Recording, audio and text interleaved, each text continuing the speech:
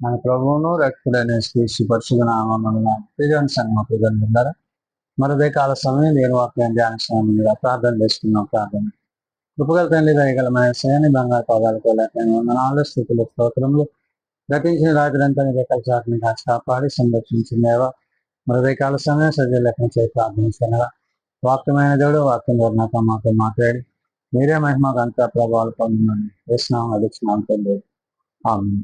దేవుని సంఘం పూజను బిడ్డ నడుము తత్వాల్సిన వాక్యము అపోస్తులైన పౌలు హెబ్రీయులకు రాసిన పత్రిక 4వ అధ్యాయము 6 నుండి 9 వచనం ధ్యానం చేసుకున్నాము. అపోస్తులైన పౌలు హెబ్రీయులకు రాసిన పత్రిక 4వ అధ్యాయము 6 నుండి 9 వచనములు ఈ విధంగా రాసింది. కాగా ఎవరో కొందరు విశ్రాంతిలో ప్రవేశించుదురను మాట నిశ్చయము గనక ముందు సువార్త వినినవారు అవిధేయత చేత ప్రవేశింపలేదు కనుకను నేడు మీరాయన మాట విని నా ఎడల మీ హృదయములను కఠినపరచు కొనకడని వెనుక చెప్పబడిన ప్రకారము ఇంత కాలమైన తరువాత దావీదు గ్రంథములో నేడని ఒక దినమున్నదని నిర్ణయించుచున్నాడు. యెహోషువ వారికి విశ్రాంతి కలుగజేసిన ఎడల ఆ తరువాత మరి ఒక దినమును గుర్చి ఆయన చెప్పకపోవును. కాబట్టి దేవుని ప్రజలకు విశ్రాంతి నిలిచి ఉన్నది. దేవుని సంగమా ప్రధాని బిడ్డలారా, పౌలు మహాశయుడు హెబ్రీ సంఘానికి నేడు సార్వత్రిక సంఘానికి చెప్పే మాట్లాడంటే మీ హృదయములను కఠినపరుచుకొనకుడి అంటున్నాడు. అంటే దేవుని వాక్యము చేత, దేవుని ఉపదేశముల చేత, దేవుని ఆలోచనల చేత, దేవుని తలంపుల చేత జీవించవలసిన మనము ఆ వాక్యానుసారంగా, ఆ వాక్య ప్రకారంగా విశ్వాసాన్ని కలిగి ఉండాలి.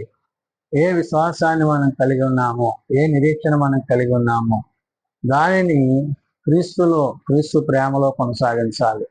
అనగా భూ సంబంధమైన వాటి యందు కాక పర సంబంధమైన దేవుని యొక్క ఆత్మయందు నిలిచిన వారమే. పౌలు ఇక్కడ హృదయములను గురించి, కఠినపరుచుకుంటున్న పరిస్థితులను గురించి మాట్లాడుతున్నాడు. అంటే హృదయం వ్యాధి కలిగింది. ఆ హృదయము యొక్క పరిస్థితి, దాని యొక్క విధి విధానాలను ఇక్కడ పౌలు గుర్తు చేస్తున్నాడు. కాగా ఎవరో కొందరు విశ్రాంతిలో ప్రవేశించుదురన్న మాట నిశ్చయము గనుక. అంటే ఏంటి? దేవుని యొక్క ఉద్దేశంలో, దేవుని యొక్క చిత్తములో ఆ యొక్క పరలోక సంబంధమైన, హృదయ సంబంధమైన ఒక ఆత్మీయ స్థితి ఉన్నదనే విషయాన్ని పౌలు ఇక్కడ గుర్తు చేశాడు. అంటే దేవుని యొక్క చిత్తానికి, దేవుని యొక్క మాటకి, దేవుని యొక్క ఉద్దేశాలకు లోబడి వారు, ఆ లోబడి జీవించేవారు, వారి యొక్క జీవితాలు ఏ విధంగా అయితే విశ్వాసంలో ముందుకు కొనసాగింపబడతావో గుర్తు చేస్తున్నాడు. అందుకనే తను అంటున్నాడు, ముందు సువార్త విన్నవారు అవిధేయత చేత ప్రవేశింపలేదు కనుక. అంటే ఏంటి? ఇతరులైన వారు విశ్వాసముతో వాక్యమును అంగీకరించక, మరి దేవుని మీద తిరుగుబాటు చేసిన వారిగా, వాక్యము అంగీకరించిన వారిగా, మరి దేవుని ఆజ్ఞలను అనుసరించక వారు విశ్వాసమును మరి పొందలేకపోయిరి.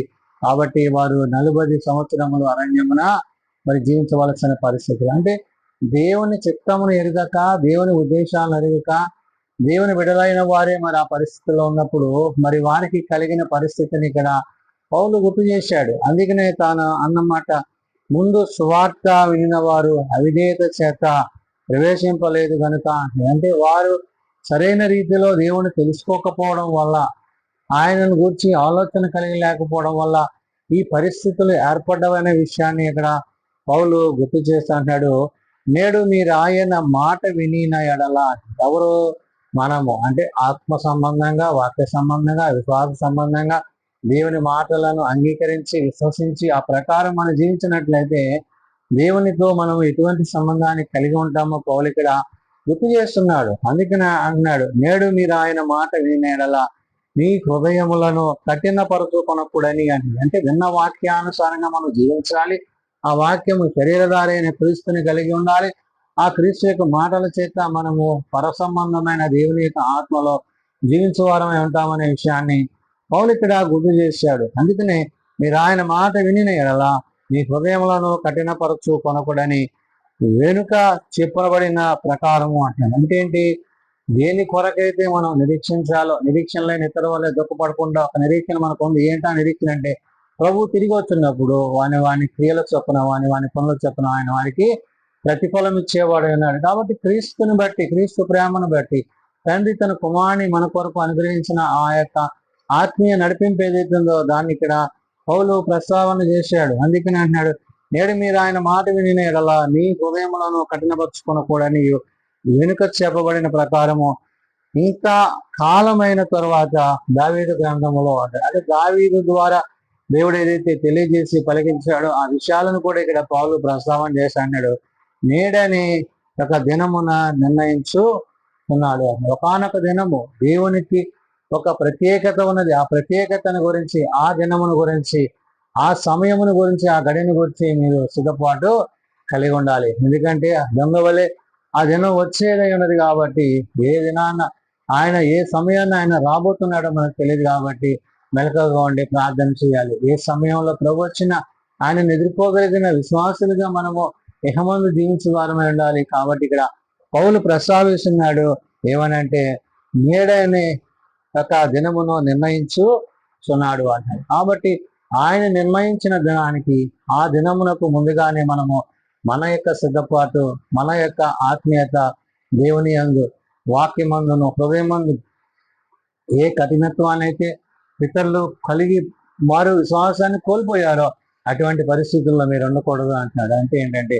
వాక్యదారిగా, శరీరధారిగా, ఆత్మరూపిగా ఆయన మన మధ్య నివసించి మనకు చూపించిన ఈ మార్గం ఏదైతుందో ఆ మార్గాన్ని బట్టి పౌలు ఇక్కడ చెప్తున్నాడు. కాబట్టి యెహోషువ వారికి విశ్రాంతి కలుగజేసిన ఎడల ఆ తరువాత మరి ఒక దినమునకు వచ్చి ఆయన చెప్పకపోను అన్నాడు. ఒకవేళ యెహోషువ ద్వారా అనేది సంపూర్తి చేయబడి ఉంటే మరలా ఇంకో దినం ఉన్నదని చెప్పకపోను. అంటే ఏంటి? దేవుని యొక్క చిత్తములో, దేవుని యొక్క ఉద్దేశములో, ఆయన తండ్రి యొక్క ఉద్దేశాన్ని బట్టి, తండ్రి యొక్క చిత్తాన్ని బట్టి కుమారుని యందు విశ్వసించువాడు ఆ దినమును గురించి, ఆ సమయం గురించి అని. అంటే మధ్యలో దేవుడు అనేక మంది ప్రవక్తలను, యాజకులను, సేవకులను, విశ్వాసులను, అపోస్తులను ఏర్పరచుకున్నప్పటికీ తండ్రి తన చిత్తాన్ని తన కుమారుడి ద్వారా జరిగించబోతున్నాడు. కాబట్టి కుమారుని యందు విశ్వాసం ఉంచువాడు, తండ్రి యందు విశ్వాసం ఉంచువాడు, కుమారుని కలిగిన వాడు ఆత్మానుసారంగా నడిచేవాడు, ఆత్మదేవుడు, పరిశుద్ధాత్మదేవుడు, ఆదరణకర్త ఎప్పుడైతే మనకి సహాయుడే ఉంటాడో ఆయన మనల్ని తండ్రి యొద్దకు నడిపించింది. కాబట్టి తండ్రి సంరక్షణలో, తండ్రి ఆధీనంలో ఉన్న ఆయన కుడిపార్శ్వంలో ఉన్న ప్రభువు తిరిగి రాబోతున్నప్పుడు ఆ దినమును గురించి, ఆ సమయమును గురించి ఎవరికి తెలియదు. కాబట్టి ఇక్కడ పౌలు అంటున్నాడు, ఏమంటున్నాడంటే, యెహోషువ దినమును నిర్ణయించు, యెహోషువ దినమును వారికి విశ్రాంతి కలుగజేసిన ఎడల ఆ తరువాత మరి ఒక దినమును గురించి మరి ఏమన్నాడు? ఆయన చెప్పకపోను అన్నాడు. కాబట్టి అది కాదు, ఏది అంట?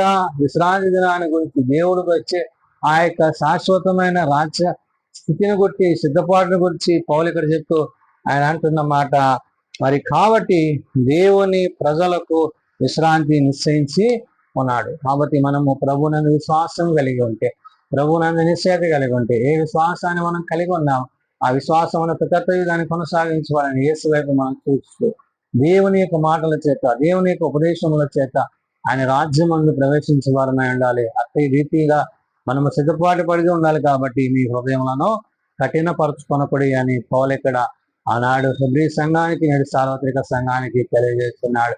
కాబట్టి హృదయం వ్యాధి కలిగింది కాబట్టి దానికి కావలసిన వాక్యము, సత్యము, నీతిని, మరి దేవుని యొక్క ఉద్దేశాలను ఆత్మ సంబంధమైన జ్ఞానంతో దేవుని యొక్క మాటల చేత దినదినము విశ్వాసములో, ప్రభువులో, పరిశుద్ధాత్మలో ప్రభు రాకడ వరకు మనము ఆత్మీయ స్థితిని కాపాడుకుంటూ మోసపరచుకోకుండా, అపవాదికి లోబడకుండా ఆత్మీయంగా నిలిచిన వారమే ఉండాలని పరిశుద్ధాత్మ దేవుడు ఉదయకాల సమయమున భక్తులైన పౌలు ద్వారా ఆనాడు హెబ్రీ సంఘానికి, నేడు సార్వత్రిక సంఘానికి తెలియజేస్తున్న మాటలు. ప్రార్థన చేసుకుందాం. ప్రేమ నమ్మకం కలిగిన మా తండ్రి, కృప కలిగిన దేవ, అవును నాయన, నిశ్చయముగా నీవు మమ్మలను ఆదరించేవాడు, నిశ్చయముగా నీవు మమ్మలను లేవనెత్తువాడు. అయ్యా, ఒకనొక దినాన నీ వచ్చినప్పుడు నాయన నీ అందు మేమును మా అందు నీ మాటల్లో నిలిచి ఉండి నాయన మమ్మల్ని విశ్వాసములకు నడిపించేవాడు.